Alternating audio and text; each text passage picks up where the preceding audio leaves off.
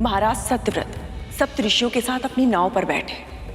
उस पर उपस्थित वनस्पतियां, पेड़ पौधे, बीज, जड़ी बूटियां और भिन्न भिन्न प्रकार के पशु पक्षी पहले से उपस्थित थे। क्रोधित समुद्र विध्वंस का तांडव करने लग गया। ऐसे अशांत जल के बीच महाराज ने अपने प्रभु को प्रणाम किया और अपनी नाव को खेने लगे। तभी उन्होंने देखा कि एक विकराल लहर उनकी ओर बढ़ती आ रही है। महाराज को ऐसा लगा कि अब किसी के प्राण नहीं बचेंगे। तभी उनके सामने प्रकट हुआ वो विशाल मत्स्य, जिनके मुख में चारों वेद सुरक्षित थे। महाराज ने अपनी नाव उनसे बांध दी। तभी मत्स्य उस विकराल लहर की ओर बढ़ गया। अब उनकी नाव ने मृत्यु रूपी लहर में प्रवेश किया। जैसे ही वो लहर निकल गई, महाराज ने अपनी आंखें खोली और देखा सब सुरक्षित थे। प्रभु की भक्ति में भाव विलीन होकर उन्होंने अपना शीश झुकाया और इसी प्रकार प्रभु ने मत्स्य अवतार लेकर चारों वेदों को बचाया।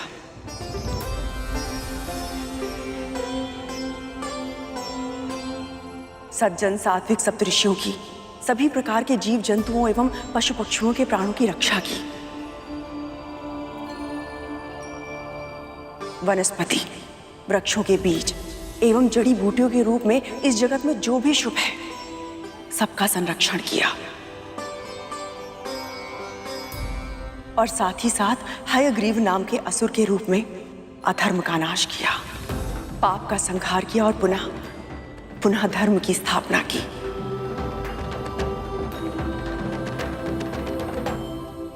महारानी, आपने ये भी बताया कि प्रभु के लिए धर्म की रक्षा से अधिक महत्वपूर्ण और कुछ भी नहीं।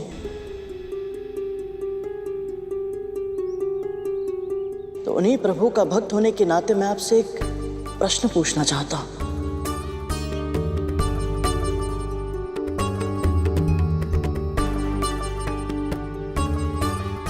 आपने जो व्यवहार मेरी मां के साथ किया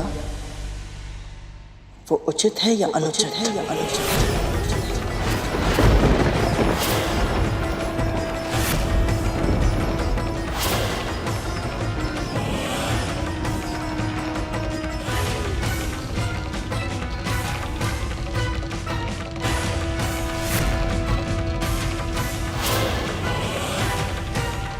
बोलिए महारानी, बोलिए महारानी, बोलिए महारानी। आपने पुण्य संचित किया या पाप?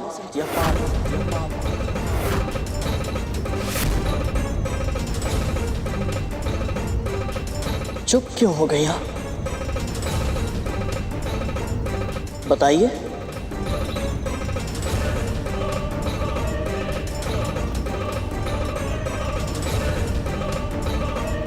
जो व्यवहार आपने अपनी सगी बहन के साथ किया वो धर्म है या अधर्म?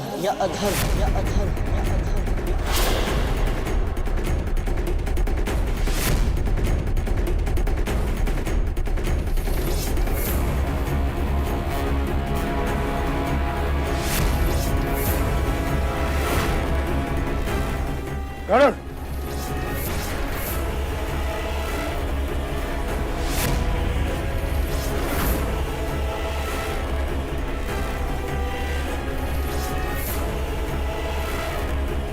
चुप हो जा गरुड़। शांत जल में पत्थर क्यों डाल रहा है तू?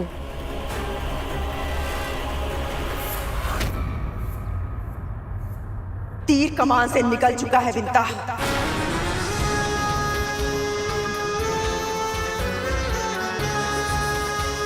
बोल चुका यह, इसके प्रश्न का उत्तर मुझे देना ही होगा।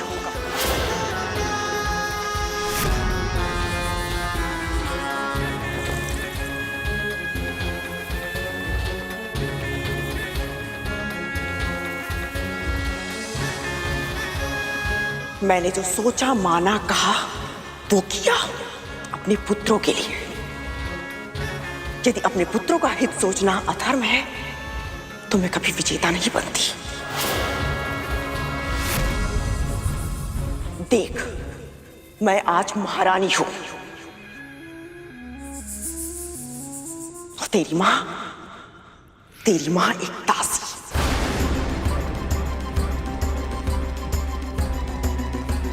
केवल इसलिए क्योंकि मेरी बुद्धि ने, नियति ने, देवताओं ने, यहां तक कि तेरे प्रभु विष्णु ने भी मेरा साथ दिया।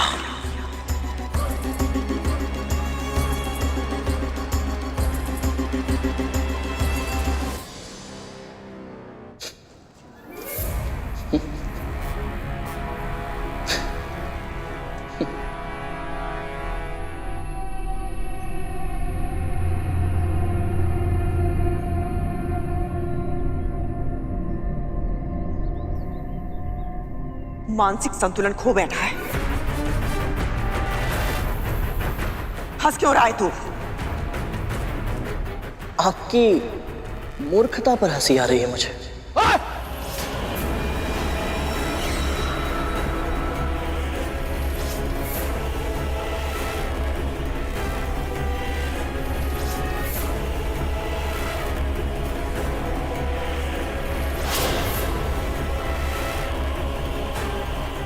महारानी, ज्ञान तो बहुत है आपके पास, पर विवेक बिल्कुल भी नहीं है।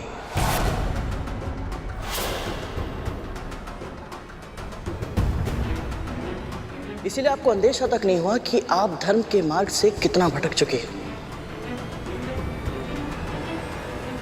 आपके पास ये महल है, संपत्ति है, वैभव ऐश्वर्य, इसलिए आपको लगता है कि आप जो भी करती है वो सब उचित है। और वास्तविकता तो ये है कि आपने अपने षड्यंत्रों के नींव पर अभिमान का महल खड़ा किया है।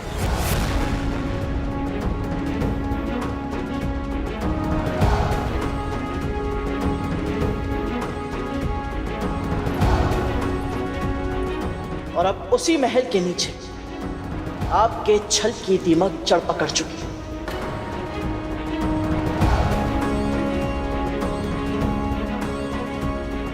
धीरे धीरे ये दीमक आपके पूरे महल को निगल जाएगी और आपका आभास भी नहीं होगा महारानी।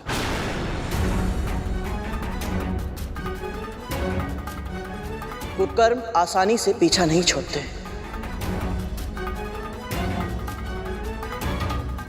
उत्तर देना चाहती थी ना आप? दीजिए उत्तर।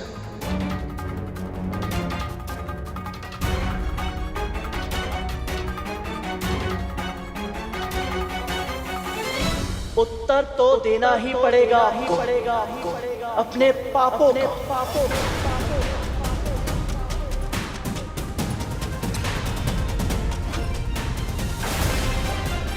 मेरी मां क्षमाशील, दयालु है, और तुम सब ने इसका लाभ उठाया।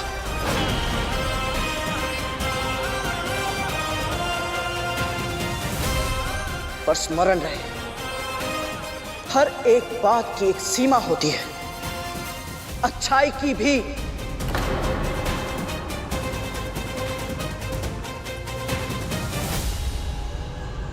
क्या कर रहा है गरुड़?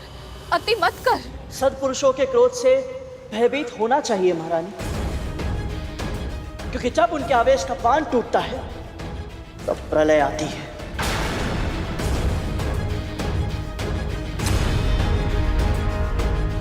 मेरे जन्म से पहले आपको मेरी मां के क्रोध का परिचय तो मिला था, स्मरण है ना आपको?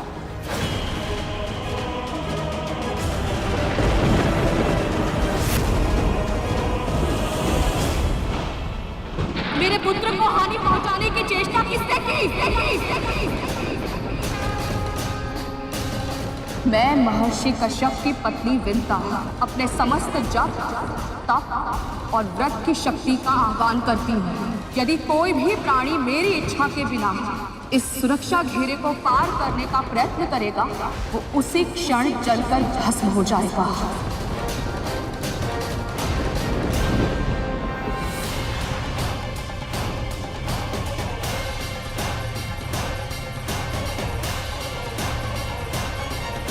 मेरी मां ने तो अपने आप को नियंत्रण में कर लिया था, पर मैं भी ऐसा कर पाऊंगा ये वचन देना मेरे लिए तनिक कठिन है महारानी।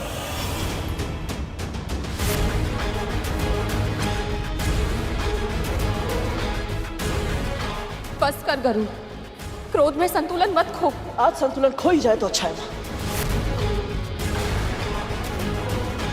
क्योंकि आज मुझे इन सब का अंत दिखाई दे रहा है।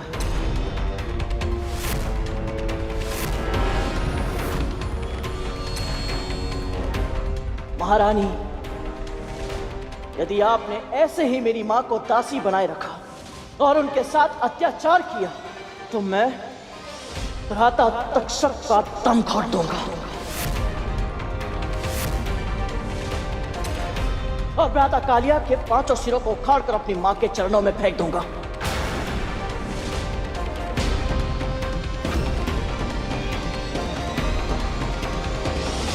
ये सब तो क्या कह रखा? स्मरण है, यदि आज के बाद तुम में से किसी ने भी मेरी मां को यंत्र ना दे या भयभीत करने के लिए अपने विष का प्रयोग किया तो तुम्हारे विष दंत भी तोड़ दूंगा मैं।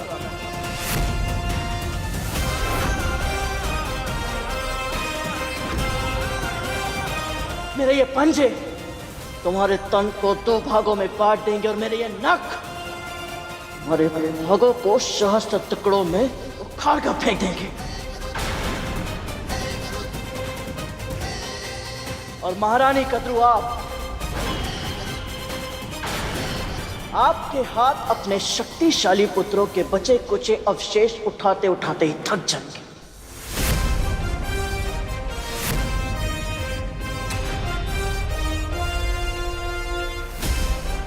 जिह्वा पर नियंत्रण रख करूं। विमाता है ये तेरी, और ये सब तेरे भाई हैं। ये मेरे भाई हैं?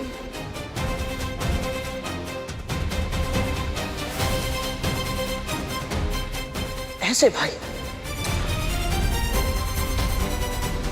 मां, आप तो जानती है ना कि भाई का धर्म होता है कि वो अपने छोटे भाई की रक्षा करे, उसका मार्गदर्शन करे। पर ये सब तो प्रारंभ से मेरे साथ शत्रु जैसा व्यवहार करते आए।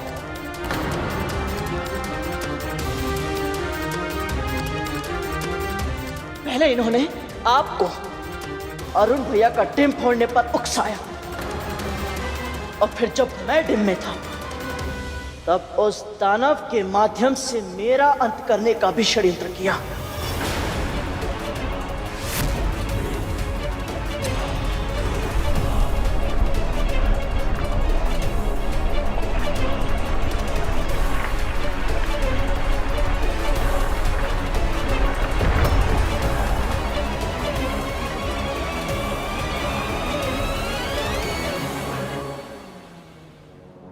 बहुत बोल रहा है ये माँ। नहीं तक्षक, आज बोलने दे इसे।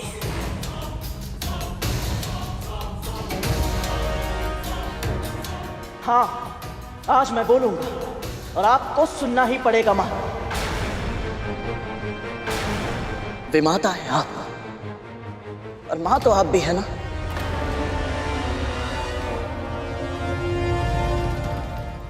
तो फिर बताइए, कहां थी आपकी ममता जब आप डिम में अरुण भैया और मेरी हत्या करवाना चाहती थी?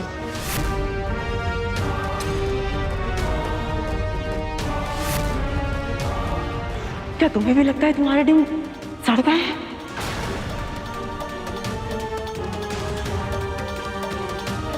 कहां थी आपकी ममता जब आपने केवल मुझे नियंत्रण में रखने के लिए अपनी ही छोटी बहन को छल से दासी बना लिया? तूने वचन दिया था मुझे, इसलिए अब तुझे मेरी दासी बनना पड़ेगा, जीवन भर के लिए। अपना प्रभुत्व बनाए रखने के लिए किसी और से उसका सामान्य जीवन जीने का अधिकार छीन लेना, ये कहां का धर्म है महारानी?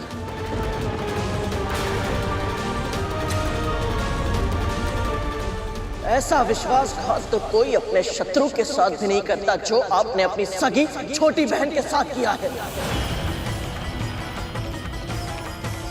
बस कर दे गरुड़, जो होना था वो हो गया, अब जाने दे। मुझे रोकने के स्थान पर यदि आपने इन सबको अपनी भावना के साथ खिलवाड़ करने से रोका होता,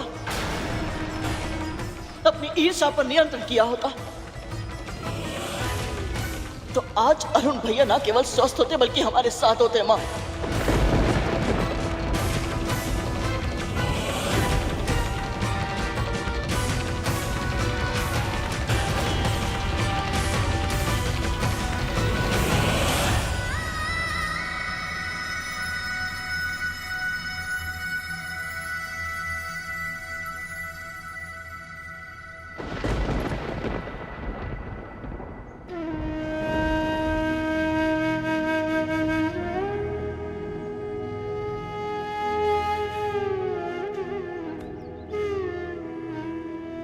माँ मुझे क्षमा करें।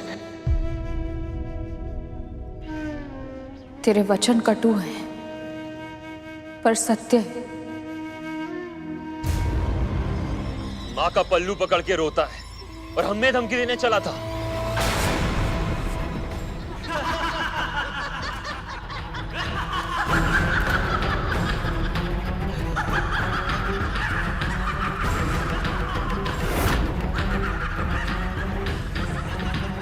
केवल बोलना ही आता है तुझे या फिर अपने कथन को सत्य सिद्ध करने का सामर्थ्य भी है?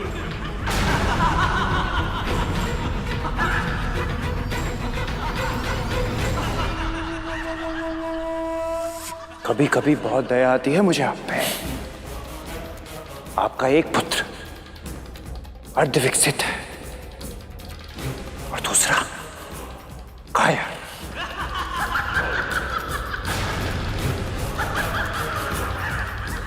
दोष आपके पुत्रों का नहीं है दासी मां, दोष आपका है।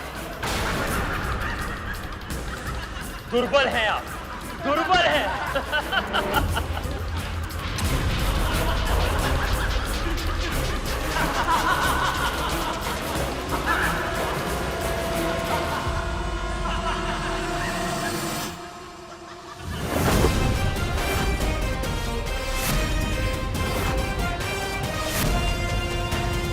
कालिया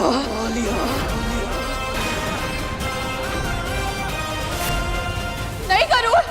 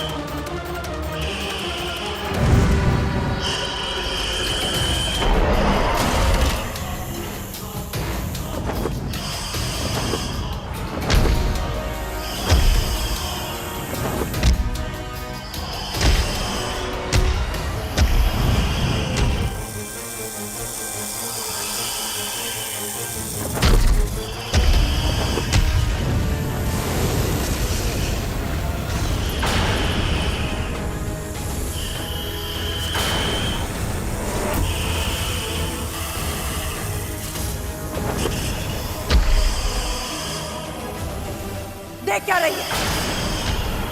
रोक अपने पुत्र को। मेरी बात मान गरुड़, रुक जा।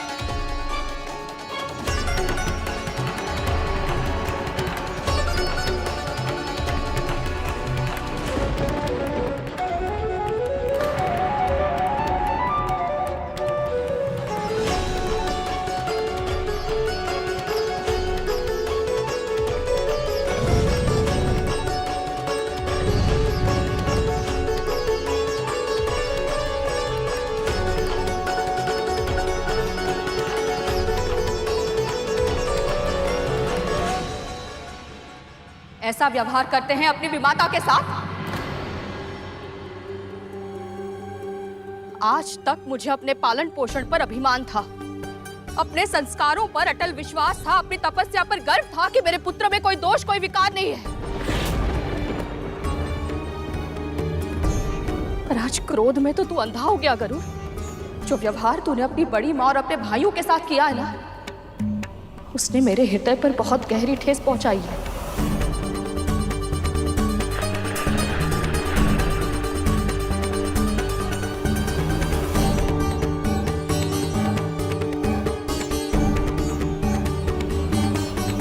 कोई कारण नहीं दूंगा, ना ही कोई बहाना बनाऊंगा।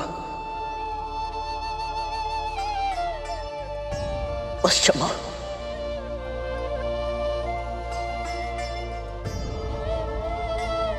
जिनका अपमान किया है तुम्हें, क्षमा दान देने का अधिकार भी उन्हें ही है।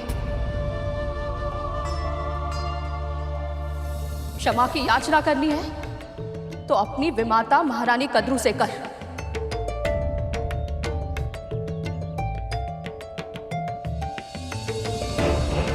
चल।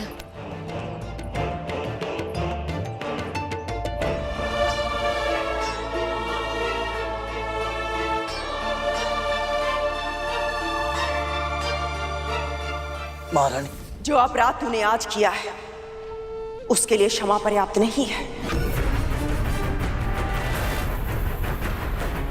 अपने कर्म का फल तुझे भुगतना होगा। दंड मिलेगा तुझे, दंड।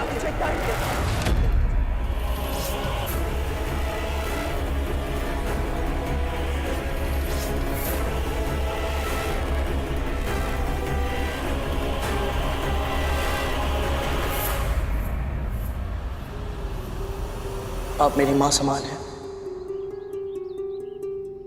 आप जो भी दंड देंगी मुझे स्वीकार है।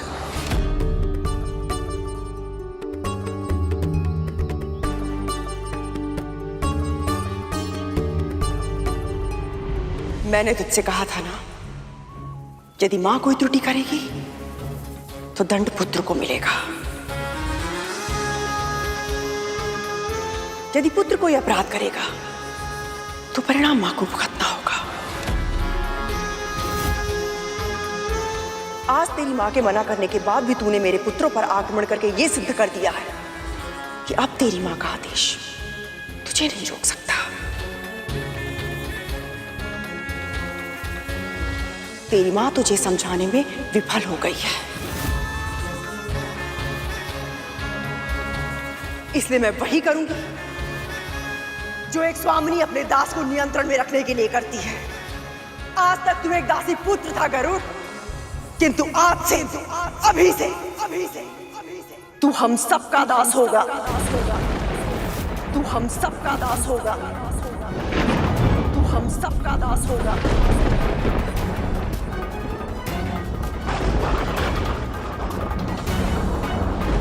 दासी बनना मेरी नियति में है, तेरी नहीं।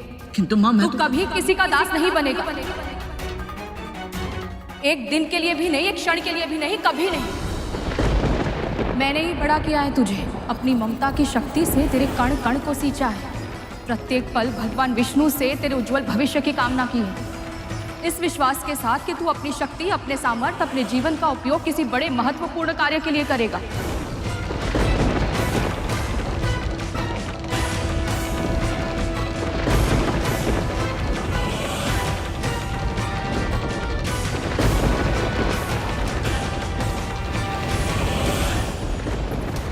ऐसा मत कहिए दीदी, मैं दासी हूं, पर मेरा पुत्र वो आपका दास कैसे बन सकता है? उसे मुक्त रहने दीजिए।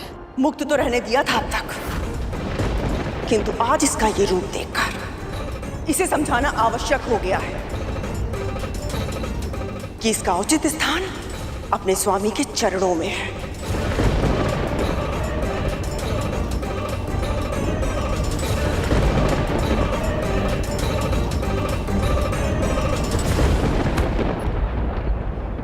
मां,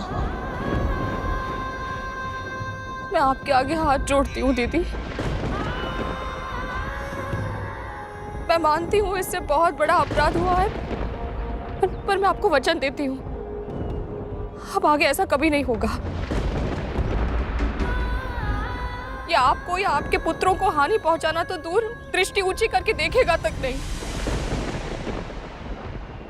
वो तो देख लिया मैंने, आज देख लिया कि कैसे ये तेरे नियंत्रण के बाहर जा चुका है। तेरे वचन का कोई मूल्य नहीं है विंता, और वैसे भी दासी का पुत्र तो दास ही होता है ना।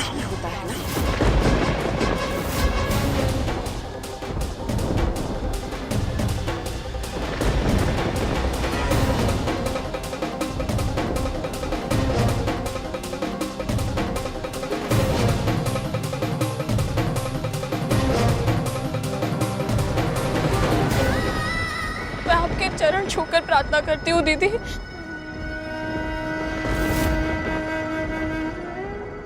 मेरा अनुरोध स्वीकार कर लीजिए। ये मूर्ख है, ये बालक है, इस पर दया कीजिए, क्षमा कर दीजिए इसे। तू तो ऐसे कह रही है कि जैसे मैं इस पर कोई क्रूरता कर रही हूं।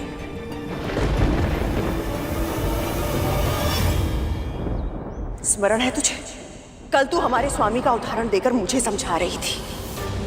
आज मैं उन्हीं का नाम लेकर तुझसे पूछती हूँ। हमारे स्वामी महर्षि कश्यप जिस तरह धर्म के मार्ग पर चलते हैं, उस धर्म के अनुसार तेरे पुत्र को तेरा अनुसरण करना चाहिए था या नहीं?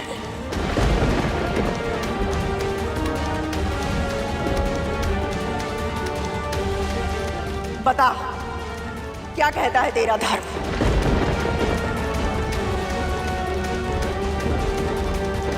मौन मत रह दासी, बोल, तेरे पुत्र को दास होना चाहिए या नहीं?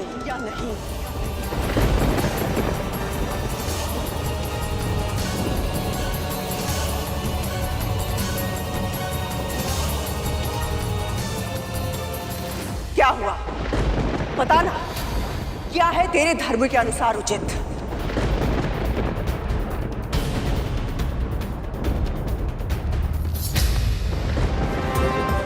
मैं आपसे विनती करती हूँ महारानी,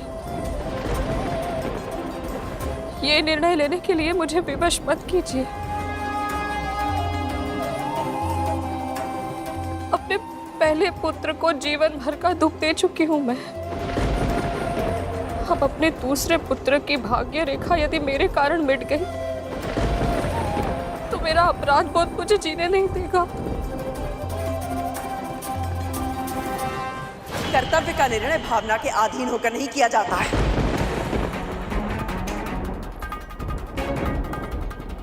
केवल इतना बता, धर्म के अनुसार तेरे पुत्र को दास होना चाहिए या नहीं?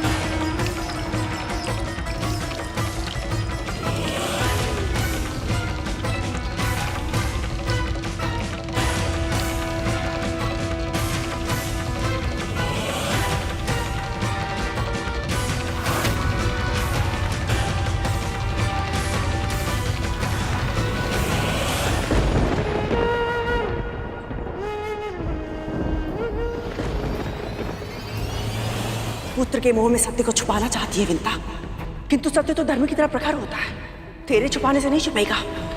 सत्य बता, धर्म की रक्षा करेगी या नहीं?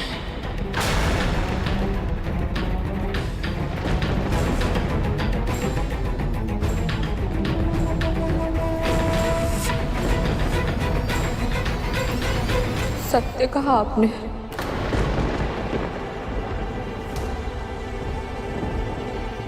एक दासी का पुत्र दासी होता है। एक दासी का पुत्र दासी होता है।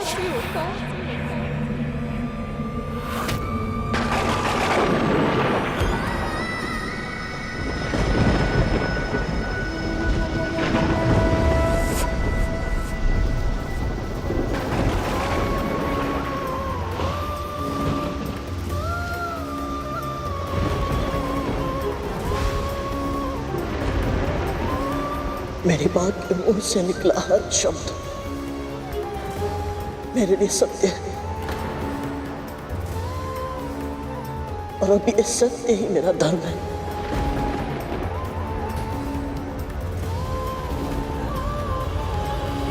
आज से मैं आप सबका दास हूं।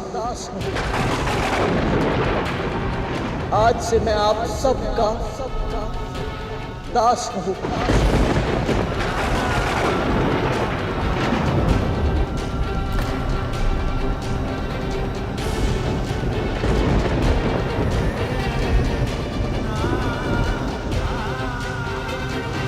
वन में मोर नाचेगा तो देखेगा कौन? ऐसे एकांत में वचन देगा तो विश्वास कौन करेगा?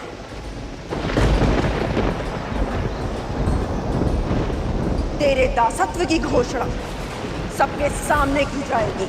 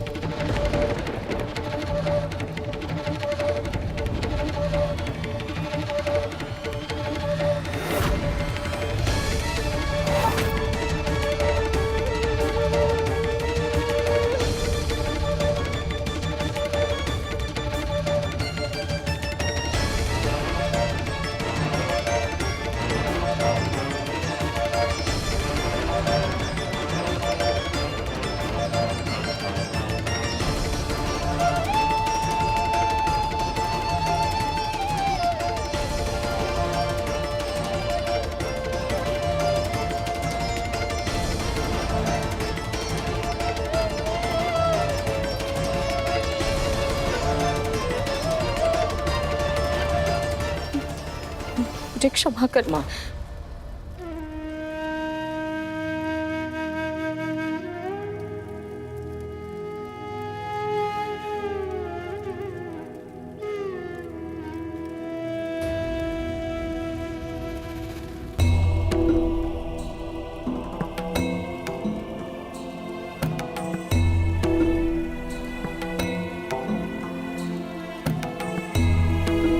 यशस्वी भव, आसन ग्रहण कीजिए।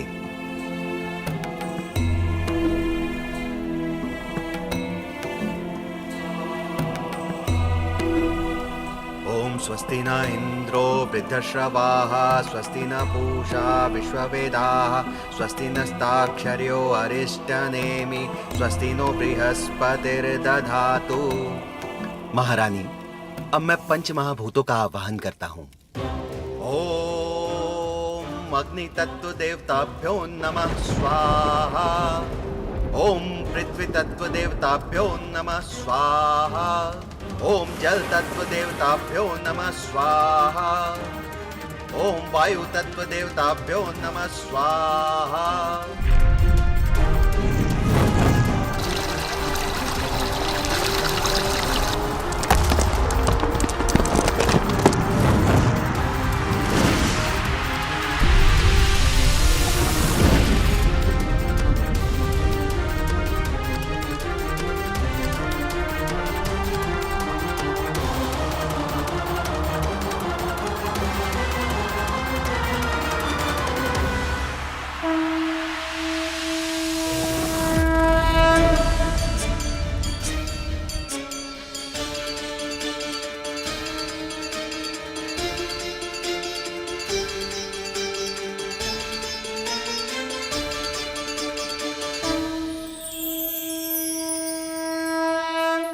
महारानी, अब आप अपना दाहिना हाथ इनके दाहिने हाथ पे रखिए।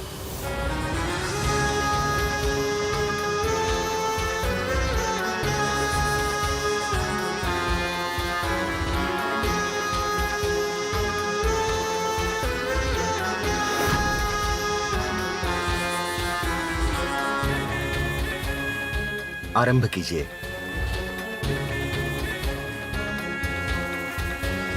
अब जो मैं तुझसे कहूंगी वो तू दोहराएगा।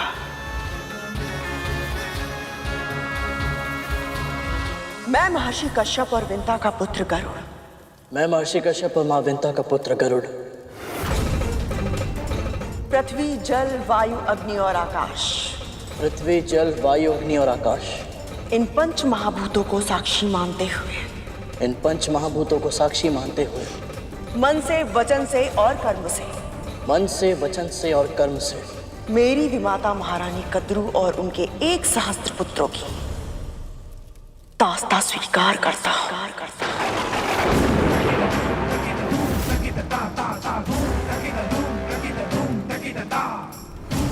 दासी बनना मेरी नियति में है, किंतु मां मैं तू कभी किसी का दास नहीं बनेगा।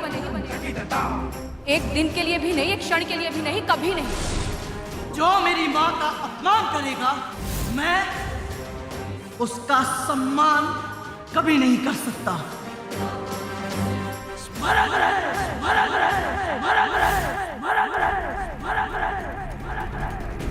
तेरी माँ मेरी दासी है गरुड़, और तू एक दासी पुत्र। यदि तूने कभी भी मेरे पुत्रों का अपमान किया या उनका अहित करने के बारे में सोचा, तो प्रकृति की कोई भी शक्ति तुझे मेरे क्रोध से नहीं बचा पाएगी। अपनी विषैली शक्तियों पर बहुत अभिमान है ना तुम सबको। आज उसी अभिमान का अंत करूंगा मैं। तुम्हारे विष उगलने के सामर्थ्य को नष्ट कर शक्तिहीन बना दूंगा मैं तुम सबको। प्रातः कालिया के 5 सिरों को उखाड़ कर अपनी मां के चरणों में फेंक दूंगा। मेरे ये नख और भागों को सहस्त्र टुकड़ों में उखाड़ कर फेंक देंगे।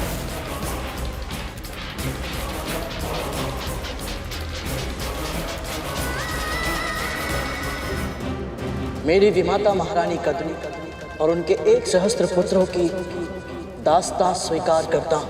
दास्तां स्वीकार करता हूँ। दास्तां स्वीकार करता हूँ। मेरी विमाता महारानी कद्रू और उनके 1 सहस्त्र पुत्रों की दास्तां स्वीकार करता हूँ। दास्तां स्वीकार करता हूँ। दास्तां स्वीकार करता हूँ।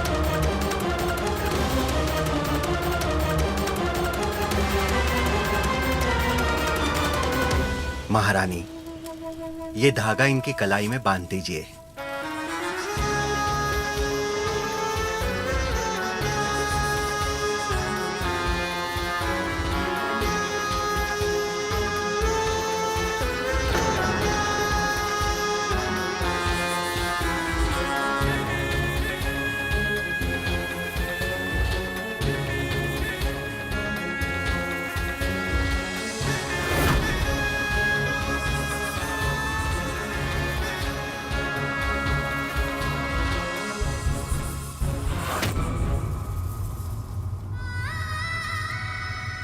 ये कच्चे सूत का धागा तेरी शपथ का साक्षात प्रतीक है गरुड़।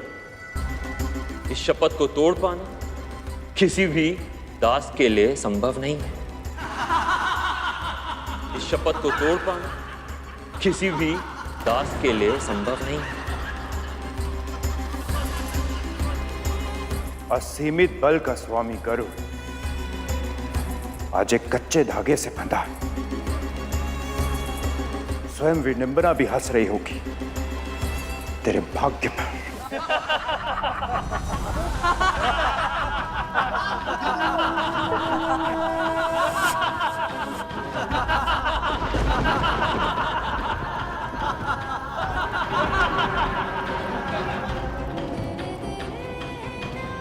हे परम प्रभु विष्णु, मुझे शक्ति दीजिए कि मैं अपनी मां के मुख से निकले हर वचन को पूरी श्रद्धा से निभा पाऊं।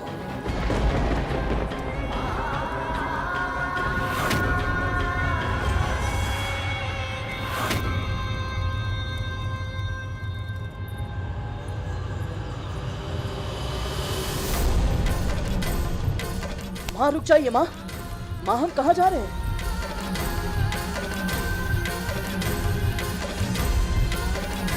माँ, माँ रुक जाइए माँ, आपको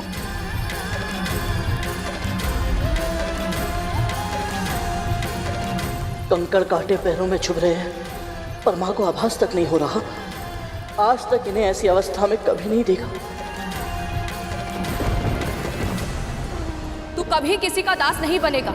मेरी विमाता महारानी कद्रू और उनके 1 सहस्त्र पुत्रों की दास्तां स्वीकार करता हूँ। माँ रुक जाइए माँ, हम कहाँ जा रहे हैं? एक क्षण रुकिए माँ। अति हो चुकी है, अब और नहीं। अब सब समाप्त कर दूंगी मैं। इतने वर्षों तक कद्रू दीदी का हर बार हर तिरस्कार सहा मैंने। अब तुझ पर अत्याचार होते नहीं देख सकती मैं। मुझे लगा था यदि दासी बनकर पूरी निष्ठा के साथ उनकी सेवा करूंगी तो उनके मन में स्नेह, प्रेम और दया के भाव फिर से जाग उठेंगे, पर वो मेरी भूल थी। हम दोनों का जीवित होना ही उनकी आंख में कांटा बनकर चुभता है गरुड़। इसलिए आज मैं उनकी, उनके पुत्रों की, अपनी और तेरी हर पीड़ा का अंत कर दूंगी।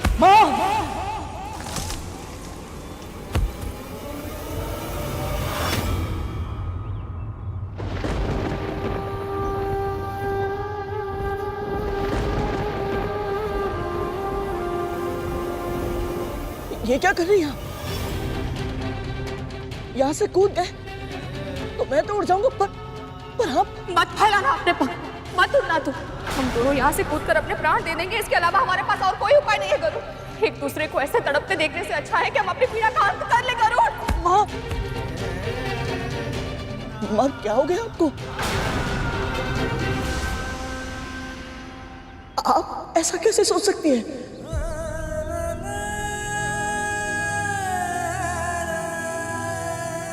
माँ आपको संतुलन साधना आता है।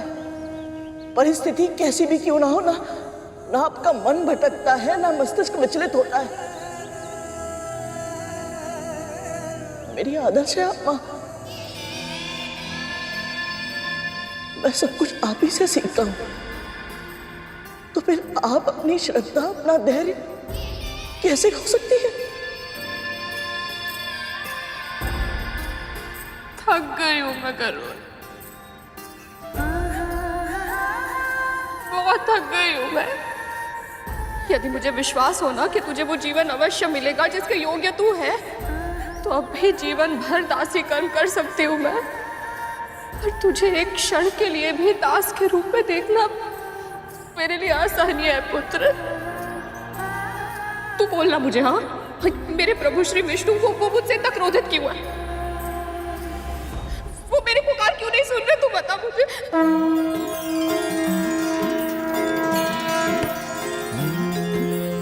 अर्पण कर, चल अर्पण कर, अर्पण कर तू अर्पण कर, अर्पण कर, चल अर्पण कर, अर्पण कर तू अर्पण कर।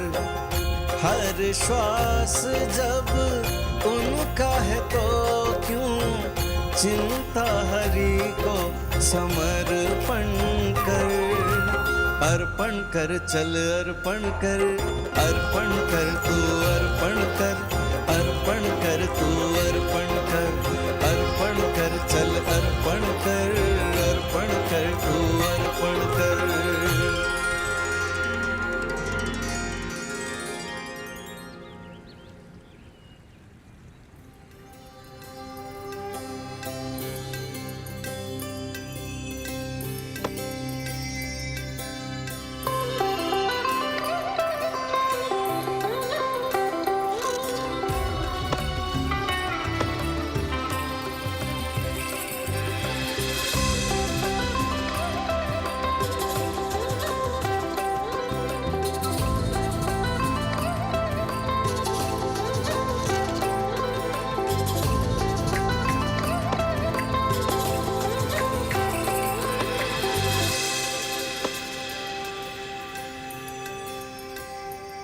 लो, तुम दोनों भी प्रसाद ले लो।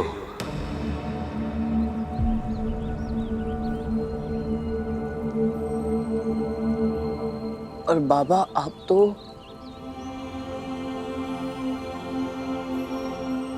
आपको कैसे पता चला कि हम दोनों यहाँ हैं? तन की आंखें नहीं देख सकती, पर मन की आंखें सब देख सकती हैं पुत्र। और वैसे भी तुम्हारी और तुम्हारी माँ की छवि में एक विशेष तेज है, शुद्ध सात्विक तेज। अवश्य ही तुम दोनों भगवान विष्णु के भक्त हो, है ना?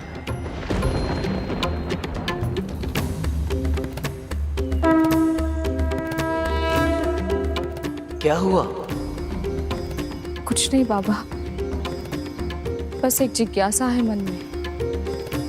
आपके जीवन में इतना कष्ट है, रहने के लिए ना कुटिया है, ना जीविका कमाने का कोई साधन, आपका ध्यान रखने वाला भी कोई नहीं है, आप देख भी नहीं सकते और विकलांग भी हो, यही ना? प्रभु ने आपको कुछ नहीं दिया, फिर भी आप इतने प्रसन्न कैसे रहते हैं? कैसे कहूं कि प्रभु ने मुझे कुछ नहीं दिया। मैं तो ऐसा जीवन जीता हूं पुत्री, जो अनेक व्यक्तियों के लिए भी दुर्लभ है। जीविका कमाने के लिए ईश्वर कुछ करने ही नहीं देता, जो उन्हें चढ़ाया जाता है वही उत्तम भोजन भगवान मुझे खिलाते हैं। भक्तजन जो मुझे देते हैं वही मैं उन्हें खिला देता हूँ। मैं देख नहीं सकता, विकलांग हूँ, मेरे सभी कार्य हो जाते हैं क्योंकि मेरी रक्षा भगवान विष्णु स्वयं करते हैं। मेरे मुख में केवल एक ही नाम रहता है, मेरे प्रभु का, मेरे विष्णु का।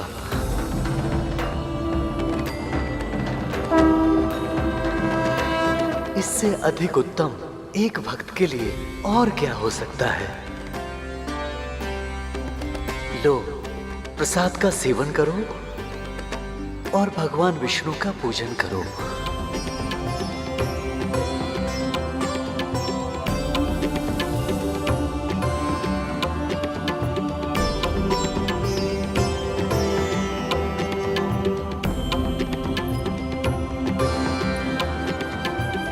संसार में कितना कष्ट है,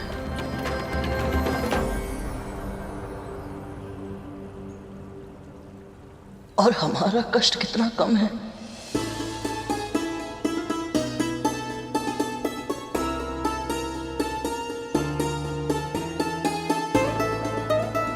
माँ, यदि हम ये सोचेंगे कि जो हमारे साथ हुआ वो बड़ी माँ की इच्छा से हुआ, तो हम कभी प्रसन्न नहीं रह पाएंगे।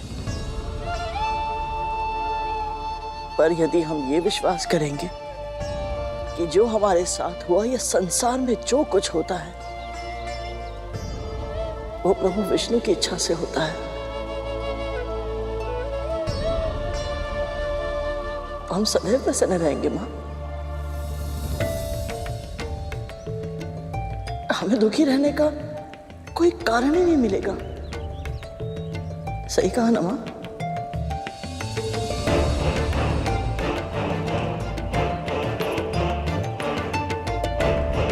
मुझे क्षमा कर दे पुत्र, मेरा विश्वास डगमगा गया था, भूल गई थी कि मेरे प्रभु की लीला अपरंपार है। ये जो करते हैं इसमें कोई ना कोई उद्देश्य अवश्य छुपा होता है। कितना बड़ा पाप करने जा रही थी मैं, तुझे कुछ हो जाता तो। माँ, हमारे साथ प्रभु श्री विष्णु है ना?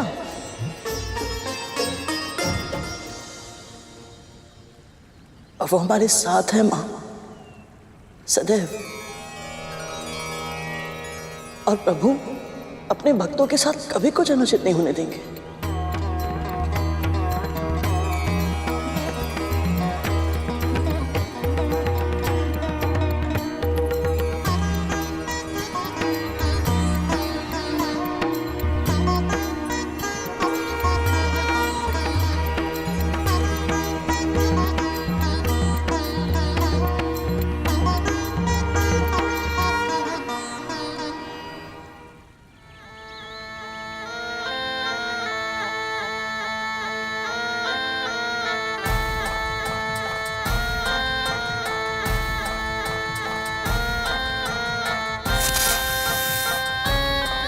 देख रहे हो भैया, सब कितने खुश लग रहे हैं।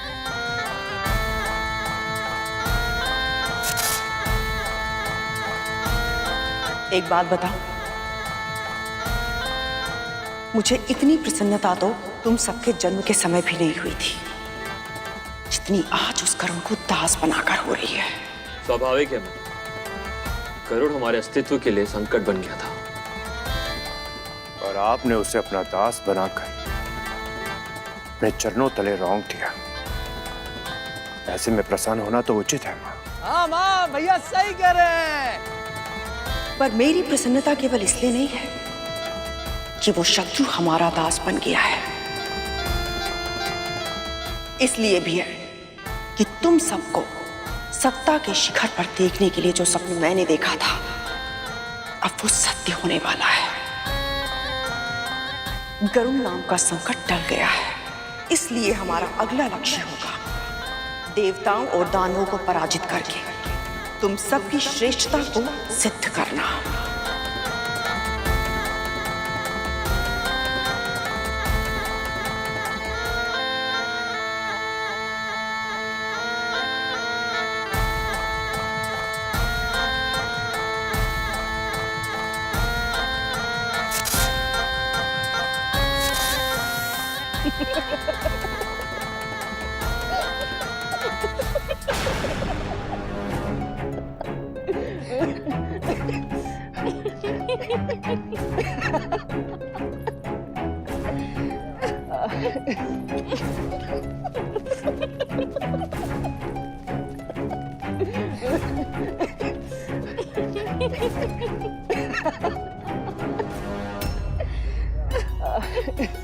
माँ, नियति का प्रयास तो देखिए।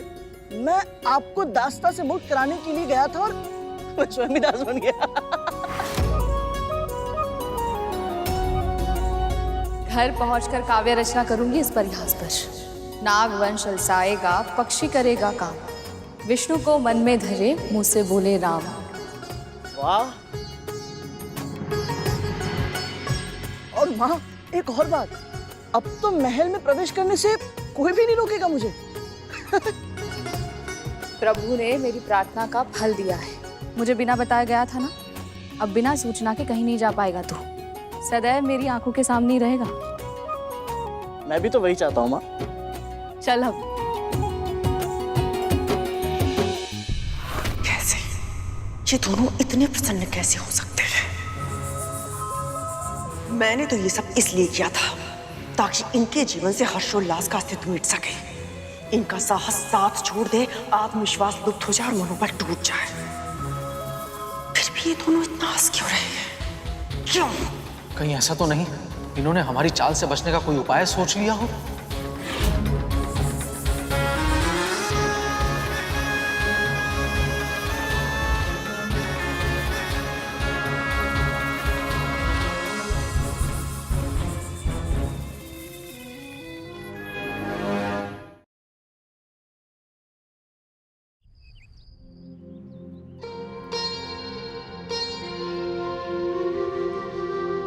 कराग्रे वस्ते लक्ष्मी कर मध्ये सरस्वती कर मूले तु गोविंद प्रभाते कर दर्शनम।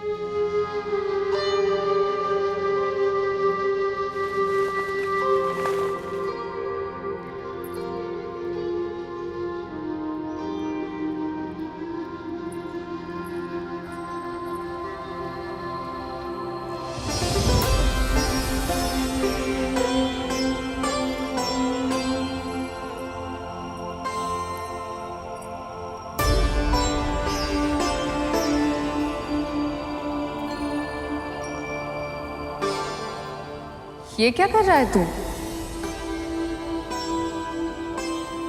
अरुण भैया को हृदय से लगा। आप भी लगाइए ना, बहुत अच्छा लगेगा। आइए।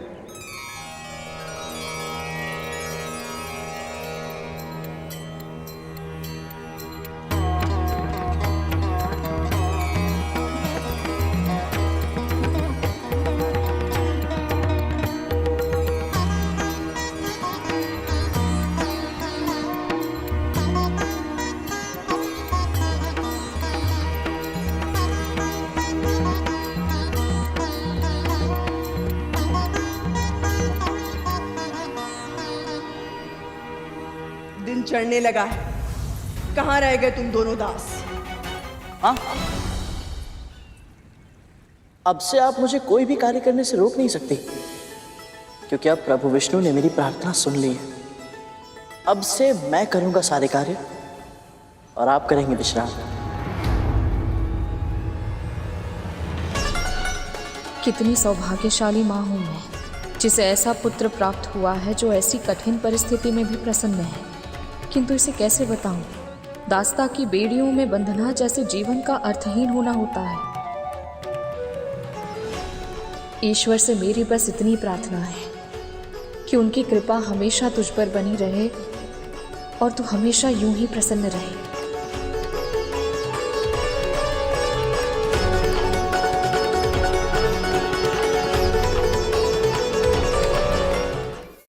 पक्षीराज गरुड़ के साहस भरे कारनामे देखने के लिए चैनल को सब्सक्राइब करें और साथ ही बेल आइकॉन दबाना न भूलें।